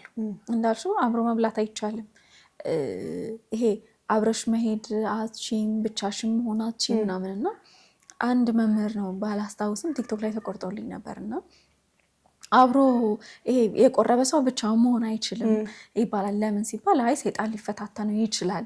ከዛ ያ መምህር ምን አለ፣ ውስጣችሁ ያለው እኮ ኢየሱስ ክርስቶስ ነው፣ እንደውም ሰይጣን ይፈራችኋል፣ እንዴት ነው እናንተ ጋር የሚጠጋው? ይሄ በቃ በጣም ነው የሚገርም እና አብሮ መብላት አይቻልም። ኢቨን ቆርቦ የመጣው ሰው አንድ ካልቆረበው ሰው ጋር ማዕድ ቢጋራ ያ ሰው ይቀደሳል፣ ያልቆረበው ሰው። ምክንያቱም የክርስቶስ መንፈስ ቅዱስ እዚህ ውስጥ ነው ያለው፣ የክርስቶስ ስጋ ነው እዚህ ውስጥ ያለው እና በጣም ህጎች ከመብዛታቸው የተነሳ ብዙ ሰው እንዲፈራ አድርጎታል። የብዙ ጊዜ ልምዶች ስለሆኑ ደግሞ በአንድ ማስተካከል አይቻልም፣ በጣም ጊዜ ይፈጃል። ብዙ ልምዶች ስላሉ ማለት ነው። አሁን እናቶች በዚያ አይቀበሉሽ። በጭራሽ የሚቀበሉት በጣም ነው ብታይ አይቀበሉሽም። አሁን እናንተ ወጣቶች ያመጣችሁት ነው ይላሉና እነሱ እድሜ ዘመናቸውን እንዴ ነው ተብለው የመጡት ነው። በቃ ማለት ትምህርት እኮ አይደለም የተለመደ ነገር ሆነ እና ያን ነገር አሁን ላይ እንደዚህ ነው ብለሽ መቀየር በጣም አይቻልም። እንኳን እሱ ይሄ ነጭ በነጭ ረጅም ቀሚስ ካለበሽ ራሱ መቁረብ የምትችይ አይመስላቸውም። በኖርማል ጉርድ ቀሚስ መቁረብ የሚፈልጉ ሴቶች ምናምን ይኖራሉ። ግን እናቶች በቃ እዛ ጋ ያላቸው እንትን ስላልተሰራበት በደንብም ስላልተማሩ በቃ እንትን ይሉሻል፣ ይናገሩሻል ምናምን ማለት ነው። እነዚህ ነገሮች በጊዜ ሂደት መስተካከል የሚችሉ ይመስለኛል። ግን እነዚህ ነገሮች ፈርተን ግን ከቅዱስ ቁርባን ግን መራቅ የለብንም ማለት ነው። አሁን ሁላችንም ቤታችን ቢያንስ ቤተሰቦቻችን እናቶቻችንና አባቶቻችን እያስተማሪ እንደዚህ አይደለም ይሄ እያመሳከረን እኛም ብቻ እኛ ወጣት ስለሆነ አይደለም መምህራን ያስተማሩትን በጣም ብዙ ጊዜ ቲክቶክ ላይ የሚጻፉልኝ ኮሜንቶች መቁረብ አስቤ የመቁረቢያ ነጭ ልብስ አጣው አልተግባባንም። የልብስ ጉዳይ አይደለም። በእርግጥ የክርስቶስን ስጋና ደም ስትቀበይ በጣም ንጹህ ልብስ መሆን አለበት። ሙሽራ መምሰል አለብሽ። አንቺ ንጹህ መሆን አለብሽ። ጥሩ መዓዛ ሊኖርሽ ይገባል። ምክንያቱም የምንቀበለው እጅግ በጣም ንጹህ ስለሆነ። ግን በየትኛውም ልብስ ከጥቁር ልብስ ውጪ በየትኛውም ልብስ መቀበል እንችላለን። ማንም አይከለከለንም። አዎ። ግዴታ ነጭ ልብስ ሊኖረን ምናምን ነገር አይገባም። ግን ከዛ በኋላ የቆረብንበትን ልብስ ለሌላ ነገር አንጠቀመውም፣ እናስቀምጠዋለን። በጣም የተገረምኩት አይ ቲንክ ከ3 ከ4 ዓመት በፊት ነው መሰለኝ ግሸን ላይ ነበርና ከግሸን በ19 ነበር የገብርኤል ቀን ግሸን ላይ በጣም ብዙ ሰው ነው የሚቆርበው። ማለት አልገባሽም? ሲጀመር ቤተ መቅደስ የሚገባው ቆራቢ ብቻ ነው። እኛ ሰርግ ስለነበረን የገባን ነውና ነጭ ልብስ የለበሰ ሰው አታይም። እኔ ራሴ በዛ ሰዓት ይሄን ያህል በቃ ማለት የመጣሽበት አስተዳደግ አለ፣ የመጣሽበት ካልቸር አለና እንዴ ነው ያልኩት። አንድ ነጭ ልብስ የለበሰ የአካባቢ ሰው አታይ፣ አንድ ነጭ ልብስ ግን በጣም ብዙ በመቶ የሚቆጠሩ ቁርባኑ ብቻ ለ3 ለ4 ሰዓት ነው የቆየው ማለት ነው። በጣም ብዙ ሰው ነውና ኖርማል ልብስ ነው የለበሱት፣ ኖርማል ሰዎች ናቸው ምናምንና ግራ ገባን። በቃ እዛ ትንሽም ደግሞ ማያውቁም ደግሞ አሉ እንዴ በነጭ ልብስ ይቻላል እንዴ ምናምን ነገር። እግዚአብሔር የልብሽን ንጽህና ነው የሚያውቅ። በእርግጥ ልክ ነው፣ ቅድም እንዳልኩሽ ንጹህ መሆን አለብሽ፣ ሙሽራ መምሰል አለብሽ፣ ጥሩ መዓዛ ሊኖርሽ ይገባል። ይሄን ያህል ግን ነጭ ልብስ ካለበሳቸው እንዳትቆርቡ የሚል የክርስቶስም የቤተክርስቲያንም ሕግም የለም፣ ሊኖርም አይችልም። መስተካከልም አለበት እና እዚህ ላይ በደንብ መሰራት አለበት ያስባለሁ። ልምድ ስለሆነ ጊዜ ይፈጃል እንዳልኩሽ፣ በአንዴ የምናስተካክለው ነገር አለ ይፈጃል። አሁን ደግሞ ወጣቱ ነው ሲቆረብ ደግሞ ባላታ የሚል አይነት ሀሳቦች ደግሞ መጥቷል። አይ በቃ ከዚህ በኋላ ማታገባም እንደዛ ይባላል። በጣም ይባላል። ራሱ በቃ ከእውቀት ማነስ የመጡ ነገሮች ናቸው እንጂ ሊባል አስተምሮ የለም። እንግዲህ አይ ምንስ ያገናኝ ባልና ቁርባን ምን ያገናኝ? እሱ ለምልሽ እና የምታገቢው ወንድ አሁን ቆራቢ ባይሆንስ ምናምን የሚባሉ ነገሮች አሉ። እሱንም እግዚአብሔር እኮ ነው የሚያውቀው። እና በቃ አንዴ እንትኑን ጆርኒውን ከጀመርነው በኋላ እግዚአብሔር ነገሮችን ያስተካክልናል ብዬ አምናለሁ። እና ወደ ቁርባን ግዴታ መቅረብ አለብን ሁላችን ማለት ነው። ብሎ ነገር የለም። በቃ ይሄ ስለቆረብሽ አታገቢም፣ ስለቆረብሽ እንደዚህ አታደርጊ ምናምን ብሎ ነገር የለም። ቅድም እንዳልሽው መምህር ነቃ ጥበብ ራሱ ብሏል። እንደ ማንኛውም ሰው ነው የምንኖረው። ውጭ እንደሚኖረው ሰው ነው ለብሰን ልንዝናና እንችላለን። መዝናናት ባሉብን ቦታዎች እንዝናናለን፣ መሄድ ባሉብን ቦታዎች እንሄዳለን። ምንም የተለየን ፍጥረቶች አይደለንም። በቃ ይሄ አስተሳሰብ ከአይምሮ ከህዝቡ ከምዕመኑ አይምሮ መውጣት አለበትና አይ ቲንክ እህት አብያተ ክርስቲያናት ግብጽ አካባቢ ይመስለኛል ቅዳሴ ያስቀደሰው ሰው ሁሉ የሚቆርብበት ቤተክርስቲያን አለ። እንዴት እንደሚያስቀና! እዚህ 5 ኪሎ እኮ ነው አሉ እኮ እዚህም አሉ አይደል? አንዳንዴ ሄዳለሁ። ቅዳሴያቸው በጣም ደስ ይላል እና ሁሉ ያስቀደሰ ሁሉ ይቆርባልና እንዴት እዛ ለመሄድ አሰብሽ? እዛ የሚያገለግሉ ማለት እዛ የሚያስቀድሱ ምናምን የማውቃቸው ልጆች አሉና እነሱ እንዳጋጣሚ ጠርተውኝ የሆነ ቀን ሄድኩኝ። በጣም ደስ የሚለው ቅዳሴያቸው አንድ አይነት ነው፣ ከኛ ጋር ተመሳሳይ ነው። አረብኛ እንግሊዝኛ እና ሌሎች ቋንቋዎች አሉት። ግን ስክሪን ስላለ ፕላስ ደግሞ ሁሉም ነው የሚቆርበው። የገባ ሁሉ ይቆርባል። ካልቆረብሽ ትታያለሽ። በቃ አቡና የሚባሉ ዋናው አሉና ለምን ያልቆረብሽ ይልሻል። ያልቆረብሽ መጨረሻ ላይ ለምን ያልቆረብሽ ይልሻል። ያምን ወይስ ሰዎች ጠብቀው ለምን ያልቆረብሽ ይልሻል። እና በቃ የቁርባን ህይወታቸው በጣም ያስቀናል። የሚመጡበት ልብስ እንደኛ ነጭ በነጭ አይደለም። ሁሉም በቃ ቅድም እንዳልሽው በኖርማል ልብስ ነው መተው የሚቆርቡት። እና የቁርባን ህይወት ገብቷቸዋል ብዬ አስባለሁ ግብጾች። በጣም ማለት በጣም ሰርተውበታል። በጣም ወጣቶች ላይ በጣም ሰርተዋል። እና ለሰዎች ያላቸው አቀባበል በራሱ ብታይ አንድ ሳምንት ሄደሽ ቀጣይ ሳምንት ከቀረሽ ስልክሽን ተቀብለውሽ ለምንድን ነው እንትን ያልሽው፣ ለምን ያልቆረብሽው፣ ለምን ያልገባሽው፣ ከዛ ቡናም ነይና እኔ ጋር ሰዓት ገቢና ትቆርቢያለሽ ይሉሻል ማለት ነው። እና የተለያዩ ብቻ ከነሱ መማር ያሉብን ብዙ ነገሮች አሉና በተለይ ቅዱስ ቁርባን ህይወታቸው እጅግ በጣም የሚያስቀና ነው።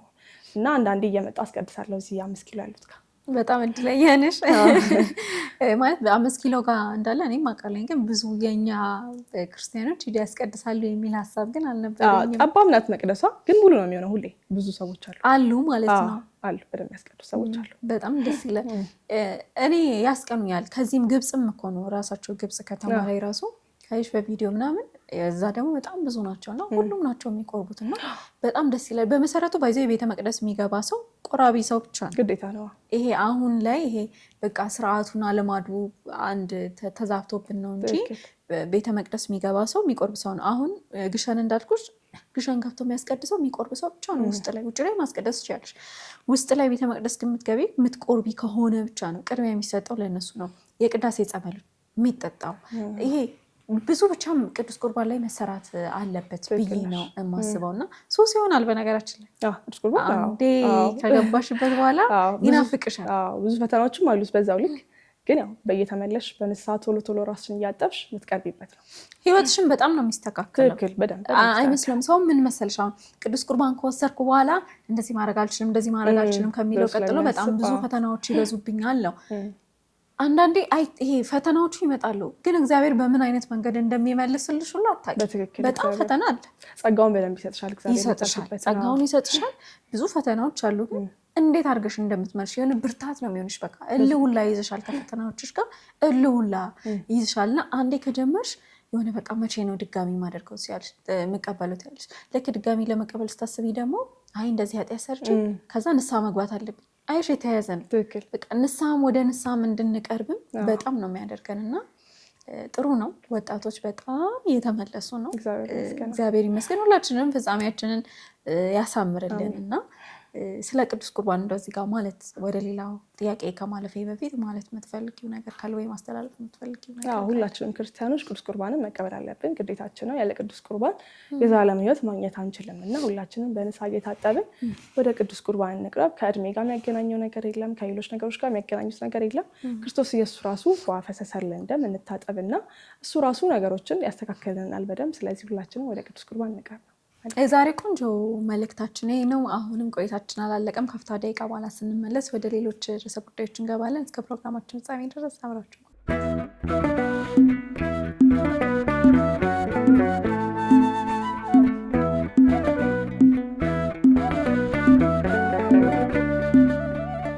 ተመልሰናል። ተመልካቾቻችን ሀሳብ አስተያየት ካላችሁ በኮመንት መስጫ ሳጥኖቻችን ማስቀመጥ ትችላላችሁ ማለት ነው። የቲአርቲ ሚዲያ መጥቼ መቅረብ ፈልጋለሁ ማካፍለው ነገር አለ የምትሉ ከሆነ ከስር በምናስቀምጥላችሁ ስልክ ቁጥር መደወል ትችላላችሁ። ወደ ሶሻል ሚዲያ እንለፍ። ሶሻል ሚዲያ እንዴት ነው አሁን ያለው ነገር? ሶሻል ሚዲያ ያው ቲክቶኩ ከባድ ነው እንደምታውቂው፣ ያሉት ነገሮች ብዙ ሚስ ሪፕሬዘንቴሽን አለ። ቤተክርስቲያን ማታስተምረውን ነገር ነው እንዳለ እንደምታስተምር ተደርጎ የሚሰማው የምትሰሚው ነገር ማለት ነውና ተስፋ ያስቆርጣል። አንዳንዴ ስታዩ በቃ በጣም ከመብዛቱ የተነሳ ምን ስለማን ነው የሚያወሩት፣ ስለየትኛው ቤተክርስቲያን ነው የሚያወሩት ሁላ ያስብላል። አንዳንዴ በጣም ከመብዛቱ የተነሳ ግን በተሻለ አቅም እግዚአብሔር በሰጠን ጸጋ ልክ ግን የምናውቀውን ነገር ለማስተላለፍ ያነበብነውን ነገር ለሌሎች ሰዎች ለማስተላለፍ ሁላችንም መሞከር አለብን እና እኔም ስለ ቅዳሴ ያወቅኩትን ከመጽሐፍ የተማርኩትን በማስቀደስ ያገኘሁትን ክርስቶስ ኢየሱስ በፈቀደልኝ ልክ ደግሞ ለሌሎች ሰዎች ለማስተላለፍ እየሞከርኩ ነው ማለት ነው። በጣም ተስፋ አስቆራጭ ነገሮች ታያለሽ ምናምን እኮ ብዙ ግን እንግዲህ ከእግዚአብሔር ጋር በደንብ ተቋቋሚ ያለች ማለት ነው። ከምትሰሪያቸው ኮንተንቶች መሀል አንዱ ለፕሮቴስታንት ወንድሞቻችን መልስ መመለስ ነው እና በጣም የወደድኳት የአንቺ ሀሳብ አለ። ብዙ ጊዜ ፕሮቴስታንቶችና ኦርቶዶክሳውያን ቲክቶከሮች የሚጨቃጨቁት ካየሽ ብዙ ጊዜ ሳይ እንደው ሁሌም ወይ በመቤታችን ጉዳይ ነው ወይ በበርላት ጉዳይ ነው እና እዛ ጋር ለመድረስ ራሱን የገናንን ብዬ ነው ማስበው። ምክንያቱም ነገረ ክርስቶስ ላይ ራሱ አንስማማም ማለት አንድ አይነት አስተምሮ የለንም እና እሱ ነገር ላይ ብዙም አላይም። ይሄ መመላለሶች መማማሮች ነገረ ክርስቶስ ላይ ብዙም አላይም እና አንቺ ደግሞ እዛ ላይ ተንተርሰሽ ነው የምትመልሽው እና እሱ ነገር እንዴት ነው?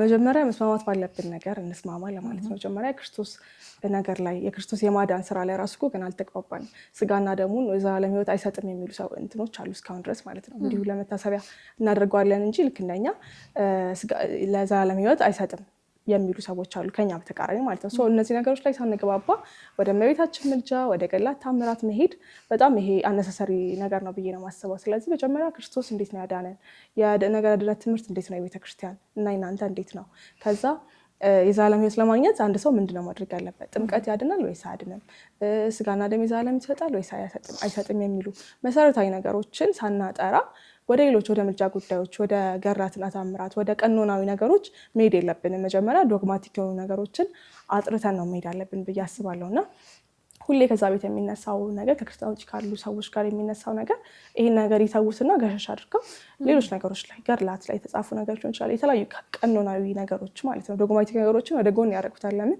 ዶግማዊ ነገሮችን ካነሳን በጣም እንደማያልቅ አውቃሉ። በብዙ ነገሮች እንደማያልቅ እንኳን እኛ እነሱ ራሱ እርስ በርሳቸው እንደማይስማሙ ያውቁታል እና ለዛ ነው ያን ነገር ማንሳትም የማይፈልጉት ብዬ አስባለሁ እና ብቻ ለመጠን ሁሌ በቃ የሚነሳው እመቤታችን ምልጃ እመቤታችን እንዴት የምታማልደው ክርስቶስ አይደለው የሚያማልደው ምናምን እየተባለ እንትን የሚለው እና መጀመሪያ ክርስቶስ ኢየሱስ እንዴት ነው ያዳነን፣ የዘላለም ሕይወት የምናገኘው በምንድን ነው፣ የጥምቀት ነገር እንዴት ነው፣ ነገረ ጥምቀት እነዚህ ሚስጥራት የምንላቸው እኛ ቤተክርስቲያን ውስጥ ያሉት ማለት ነው እነሱ ነገሮች ላይ ከተስማማን በኋላ ወደ ሌሎች ነገሮች እንሄዳለን ብዬ አስባለሁ። እና በደንብ ፎከስ ማድረግ ያለብን መጀመሪያ ዶግማቲክ የሆኑ ትምህርቶች ላይ ነው ብዬ አስባለሁ።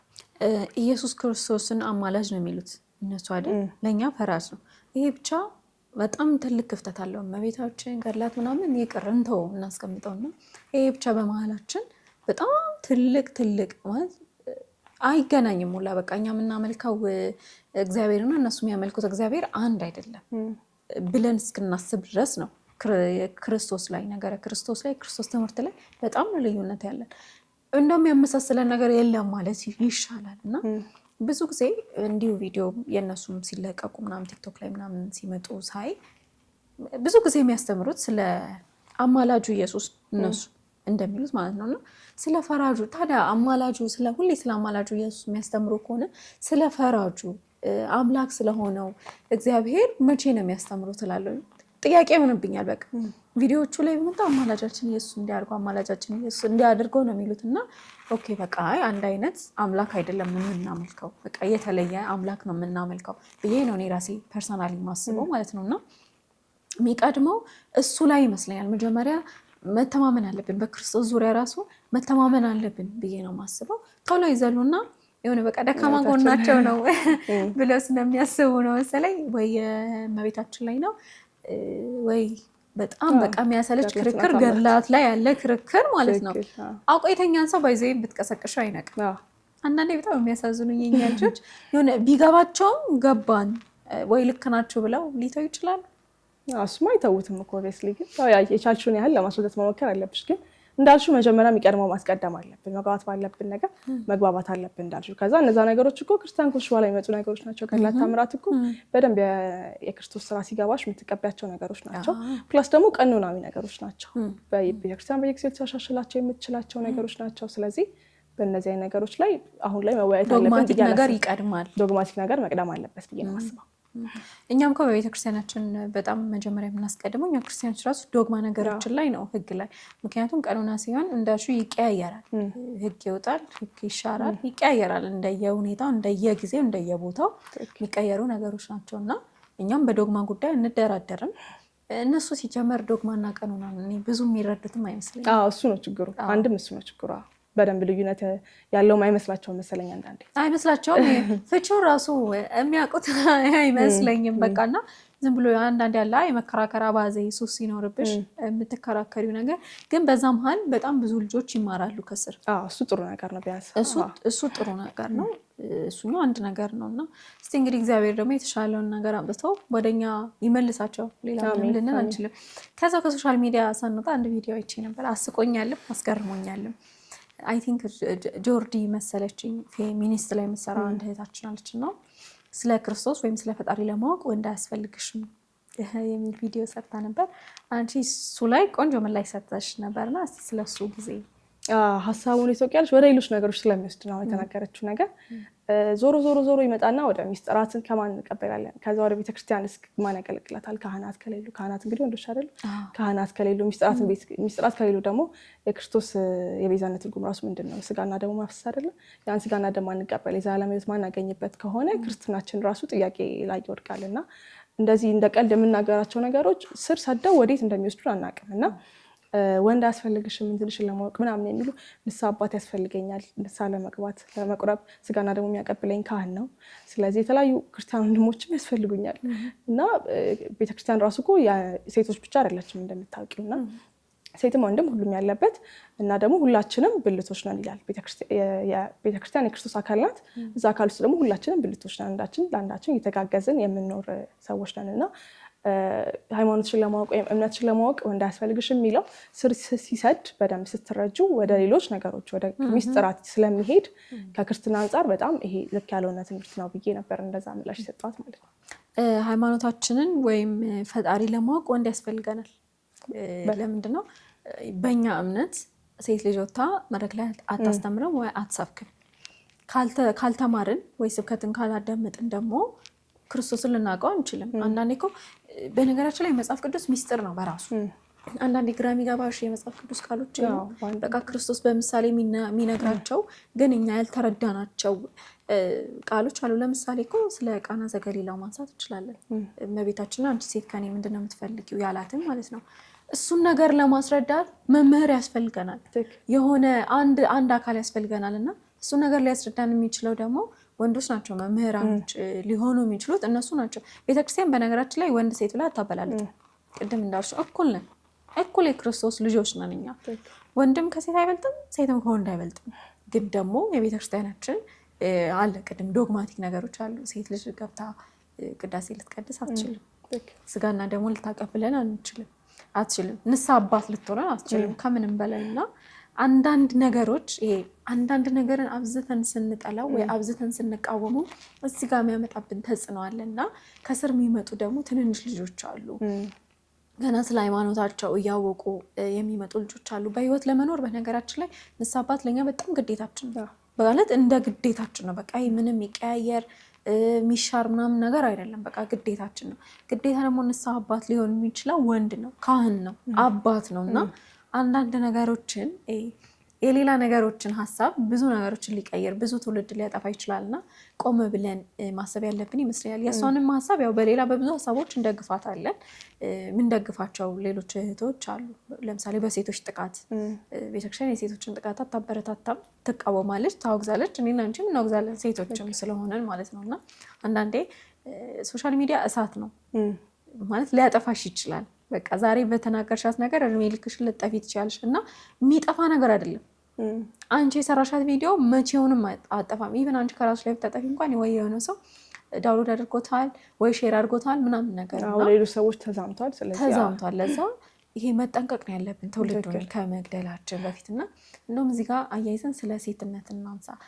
ሴትነት ላንቺ እንዴት ነው? ሴትነትና መንፈሳዊነት ብዙ ጊዜ ሴት ስትሆኚ ትንሽ መንፈሳዊ ነገር የሚከብድ አለ። የማህበረሰቡም ተጽዕኖ ሴት ላይ ይበረታል፣ ምንም ጥያቄ የለውም።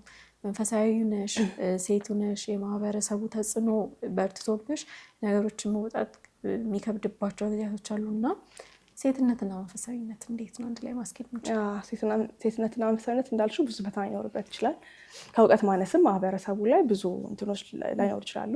ለምሳሌ እንደ ኤግዛምፕል አብነት ትምህርት ቅድም ያነሳ ነው ራሱ ሴት ልጅ ለምን እንደምትማረው ዲያቆን አትሆንም አይደል እንዴ ያደርግላታል የሚሉ አመለካከቶች አሉና እነዛ ነገሮች እያጠራን መሄድ አለብን በጊዜ ሂደት። ግን እነዛ ነገሮች ፈርተን የማህበረሰቡ የሚለን ነገር ፈርተን ግን ወደኋላ ማለት የለብንም ማለት ነው። ብዙ ኮሜንቶች አገኛለሁ ቲክቶክ ላይ በሚለቃቸው ነገሮች ፀጉርሽን አሸፍኝም ወይ አንቺ ሴት አይደለሽ እንዴ? ሴት እኮ መድረክ ላይ መስበክ አትችልም ምናምን እያሉ የቅዱስ ጳውሎስን ጥቅስ ይጠቅሳሉ። ብዙ ነገሮች ይሉኛል እና ሰው ያለውን ነገር ሼር ማድረግ አለበት ብዬ አስባለሁ። እና ቲክቶክ ደግሞ ቤተ መቅደስ አይደለም ግዴታ ነጠላ የማድረግ ምናምን ግዴታ የለብኝ ብዬ ነው የማስበው እኔ ፐርሰናሊ። ታስችኝ ከሆነ እንግዲህ ትነግሩኛላችሁ። እና ሁሉም ሰው ያወቀውን ነገር ሼር ማድረግ አለበት አይደል?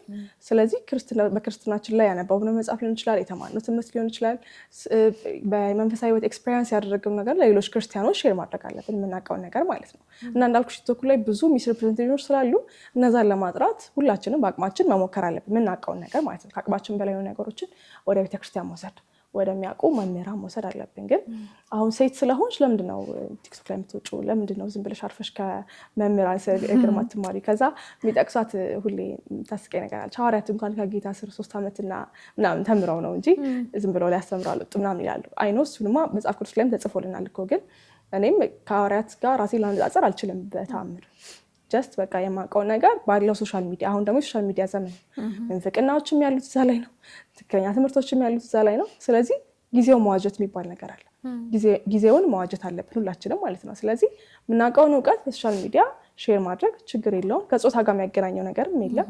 ፀጉር መሸፈን ምናምን እንዳልኩሽ የቤተ መቅደስ አይደለም። ስለዚህ ሶሻል ሚዲያ ላይ ያወቅነው ሌሎች ሰዎችን ይሄ መሰናክል አንሆን እንጂ ይሄ የጥፋት ትምህርቶችን አናስተላልፍ እንጂ መጥፎ መልክቶችን አናስተላልፍ እንጂ ጥሩ ነገር እስከሆነ ድረስ ማስተላለፋችን እንደው ክርስቶስ ኢየሱስ ይቀየመናል ብዬ አላስብም። እና እንደዚህ ነገሮች መምህራን ራሱ አንዳንድ መምህራን ራሱ ይናገራሉ ወይ ሴት አይደለሽ እንዴ ምን ሆነሽ ነው ምናምን እንደዚህ የምትይው ምናምን ይላሉ። ግን እነሱም እንግዲህ ያው ያላወቁት ነገር ይኖራል ብዬ አስባለሁ። ሁሉም ነገር ያውቃሉ ማለት አይደለም እና በደንብ መሰራት አለበት። ሴቶች እንደው በደንብ ተጽዕኖ ማድረግ ይችላሉ ብዬ አስባለሁ። ትዳራቸው ላይ ምናምን ልጆቻቸው ላይ መስራት ይችላሉ ሴቶች ሲማሩ በደንብ እና ለቤተክርስቲያን በደንብ ሴት ልጅ መማሯ የክርስትና ህይወቷን ማወቃ መንፈሳዊ ህይወቷን ማዳበሯ የቤተክርስቲያን ህይወት ላይና ህልውና ላይ እንደውም በደንብ ተጽዕኖ አለው ብዬ አስባለሁ እና እንደዚህ የሚገፉንም ሰዎች ደግሞ አይ አልሰማም እያሉ መቀጠል አለብን ብዬ አስባለሁ። ግድ ነው። ቴዎሎጂ ለምሳሌ ቴዎሎጂ ብዙ ጊዜ የተለመደው በወንድ ነው። አሁን ሴት ተማሪዎች እየመጡ ነው። ምን ያደርግልሻል መምህር አትሆኚ፣ ልክ ቅድም አሁን አብነት ትምህርት ቤት ተምረሽ ዲያቆን አትሆኚ እንደሚባሉ ግን እንዳሉ ሴት ልጅ ብልህ ነች። ቤተሰቧን መስራት ትችላለች፣ ባሏን በጣም መስራት ትችላለች። ማህበረሰቡን ከወንድ በላይ ሴት ልጅ በጣም የመስራት አቅምም ኃይልም አላት። ምክንያቱም ስንፈጠርም ብልሆቹ ነን ስለተፈጠረን ማለት ነው። እና አንዳንድ ነገሮች አንዳንድ ኮመንቶች እውነትሽ ነው በጣም ተስፋ ያስቆርጣል። ስፔሻሊ ከነጠላ ጋር እኔ በጣም ብዙ ጊዜ የምቸገርበት ነው። ኦፍኮርስ ስራዬን ስሰራ ነጠላ አድርጌ ነው የምሰራው። ስጸልይ ነጠላ አድርጌ ነው የምጸልየው። ቤተ መቅደስ ስገባ ቤተክርስቲያን ስሄድ ነጠላ አድርጌ ነው የምሄደው። ከዛ ውጭ ግን የሚያስገድደኝ ነገር የለም። አንቺ ቅድም እንዳልሽ ከተሳሳትኩኝ አላውቅም። የሚያስገድደኝ ግዴታ ነጠላ ለብሰሽ ዋይ የሚለኝ ወይ ግዴታ ነጠላ ለብሰሽ አውሪ የሚለኝ የሚያስገድደኝ ሕግና ስርዓት ያለ አይመስለኝም። አሁን እንደውም አንዳንድ እህቶች ጥሩ ነው በዚሁ ከቀጠሉ እግዚአብሔር ይመስገን ጥሩ ነው፣ ሻሽ መልበስ ጀምረዋል።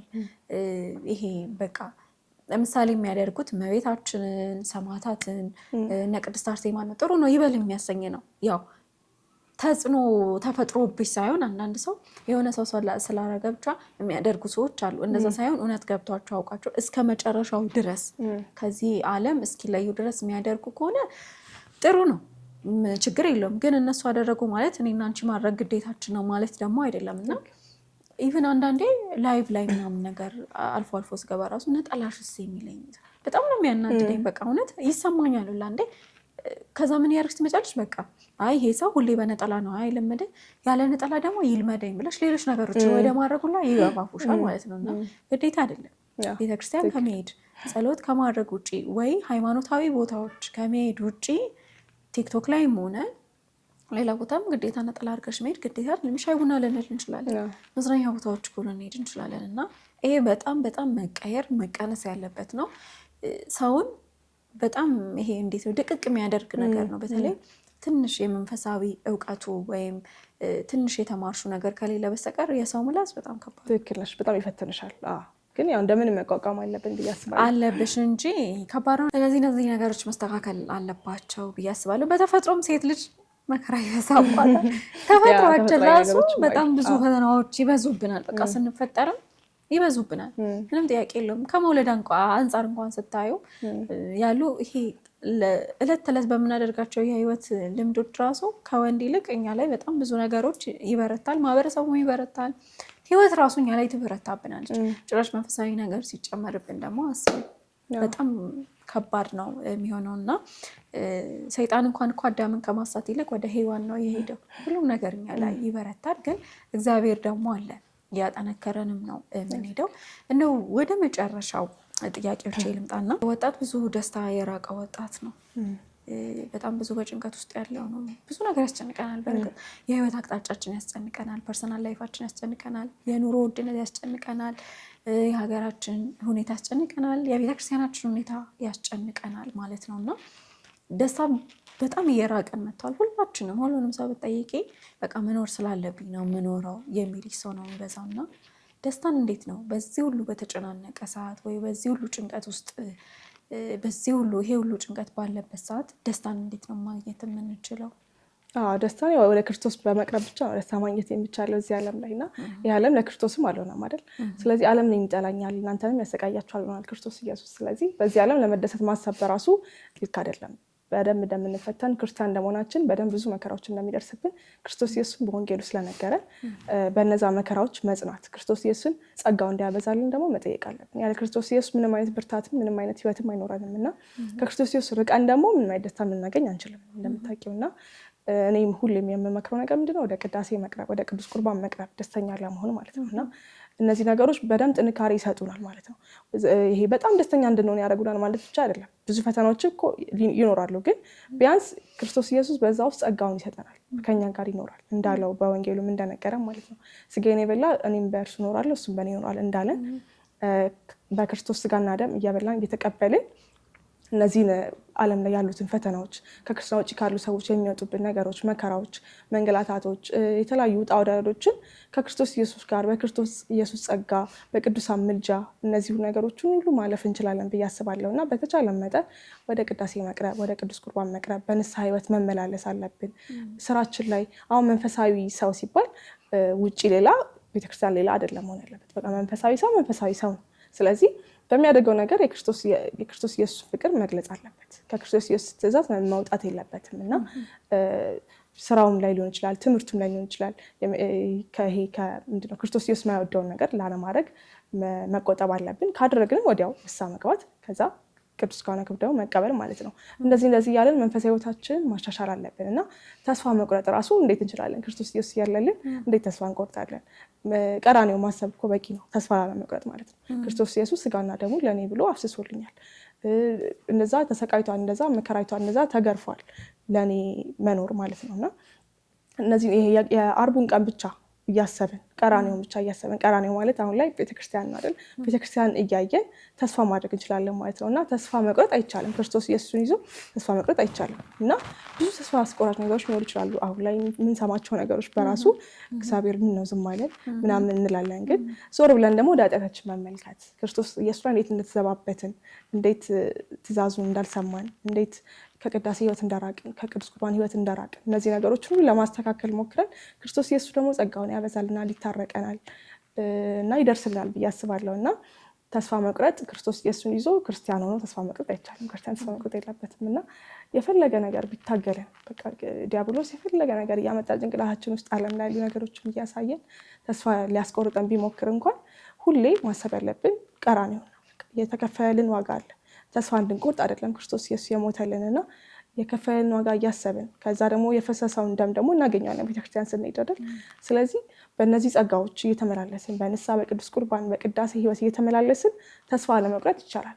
ስለዚህ እነዚህ ፈተናዎች መዋጋት የሚቻለው ከክርስቶስ ኢየሱስ ጋር መኖር ስንችል ብቻ ነው። እሱ ነው ህይወታችን፣ እሱ ነው ጉልበታችን፣ እሱ ነው ጥንካሬያችን እና ወደ ቅዱሳኑ መቅረብ፣ ወደ እመቤታችን ቅድስት ድንግል ማርያም ምልጃ መጠጋት፣ ወደ ቅዱሳኑ ሁሉ በጣም ቅርባችን ናቸው ከጠየቅናቸው በቅዳሴ ከቀረብናቸው። ቅዳሴ በጣም ወደ ቅዱሳን ያቀርባልና ከቅዱሳን ጋር ህብረት የምናደርግበትም ስለሆነ ባስቀደስን ቁጥር ወደ ቅዱሳን እየቀረብን ከዛ ምልጃቸው በጣም እየረዳን ወደ ክርስቶስ እየቀረብን ከሄድን ዓለም ላይ ያለው ነገር ከክርስቶስ አንጻር እኮ ምንም ትንሽ ከሆነ በጣም እና ተስፋ መቁረጥ አይታሰብም ክርስቶስ እያለለን ላለ ያው በህይወታችን በጣም ብዙ ፈተናዎችም የህይወት ውጣ ውረዶችም ቢኖሩ ግን ክርስቶስ እንዳለን እያሰብን ከሱ ጋር በጣም ጥብቅ ነን እየኖርን ነገሮችን ማለፍ እንችላለን። ህይወት በራሱ ቀላል አይደለም።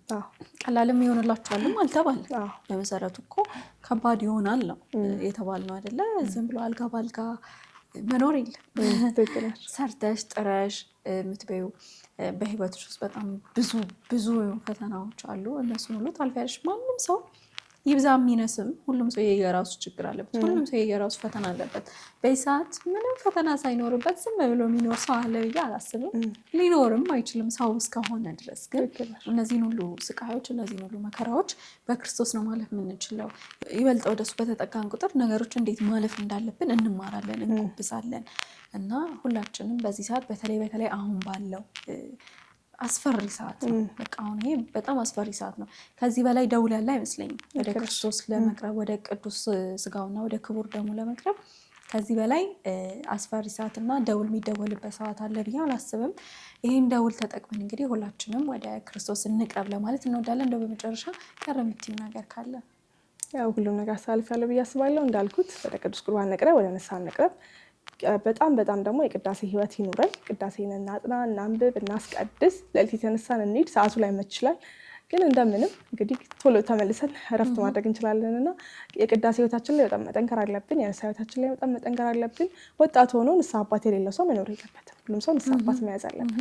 ማይቆርብ ወጣት መኖር የለበትም ክርስቲያን ሆኖ እና ክርስትናችን ላይ በጣም እንጠንክር። በጣም ብዙ ቴሌግራም ግሩፖች አሉ። ጥያቄዎች ካለን እዛ እየመጣን እንጠይቅ። ብዙ ወንድሞቻችን አሉ ጸጋ ይበዛላቸው በጣም ብዙ እኔ እንኳን በግል ማቃቸው ማለት ነውና እዛ ላይ እየመጣን ያለንም ማናቸውም ጥያቄዎች መጠየቅ እንችላለን። ከክርስትና ውጭ ያላችሁ በዚህ አጋጣሚ እየመጣችሁ ስለ ክርስትና መጠየቅ ትችላላችሁና ስለ ክርስቶስም መማር ትችላላችሁ። በተለያየ አጋጣሚዎች ደግሞ ከክርስትና የወጣችሁ በቀላል ነገሮች በጣም ይሄ በማይወጣ ነገር የለም ዶግማ ባልሆኑ ነገሮች ሁሉ የወጡ ሰዎች ስለማቅ ነው እና የወጣችሁም ሰዎች ካላችሁ ተመልሳችሁ መለስ ብላችሁ የቤተክርስቲያን ትምህርት ለማወቅ ለመጠየቅ ሞክሩ።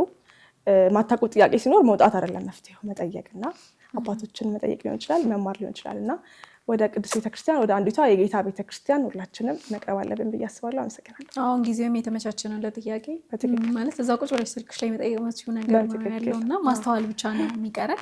በጣም ነው የማመሰግነው ይሄን የመሰለ ቆንጆ ቆይታ እኔ ጋር መጥተሽ ሰዓትሽን ሰውተሽ ደስ የሚል ቆይታ ስላደረገን አመሰግናለሁ። በእኔም በኢቲ አርት ሚዲያም ስም በጣም አመሰግናለሁ። ቤት አክብረሽ ስለጠራሽኝ አመሰግናለሁ። ተመልካቾቻችን የዛሬ ቆይታችን ይሄንን ይመስል ነበር። እንግዲህ ብዙ ነገር እኔ ራሴ ተምሬያለሁ፣ ብዙ ነገር እንደተማራችሁ ተስፋ እናደርጋለን ማለት ነው። በቀጣይ በሌላ እንግዳ እስከምንገናኝ ድረስ ቸር ቆዩልን።